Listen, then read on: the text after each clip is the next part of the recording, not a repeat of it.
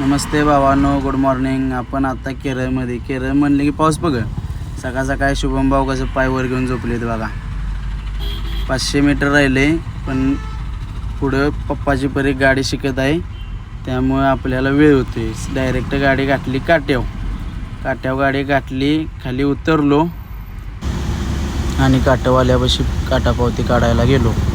पावती घेतली, डबल गाडी पाठीमाग गोडाऊनकडे जायचं. तर रस्त्यानं आपल्या जिंदगीला पुजलेलं ट्रॅफिक काय जेवढं जास्त नव्हतं. ट्रॅफिक वगैरे पास केलं, चोळाबोळातनं गाडी सणाना काढली. पुढं आपल्याला रोडला डॉगीशी बाई सकाळी सलामी द्यायला बसलं होतंच. तिथनं पण सणा आलो. गाडी गोडाऊनपाशी गाठली, गोडाऊनला गाडी लावली.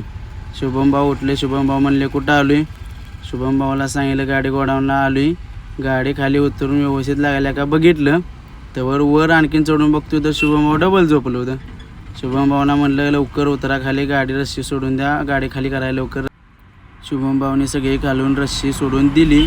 मी वरती सणा गुंडळी कागदाची घडी गाठली. सन ते पण गुंडवून टाकला कागद आणि डायरेक्ट गाडी खाली केली. अशा प्रकारे गाडी खाली झाली आमची.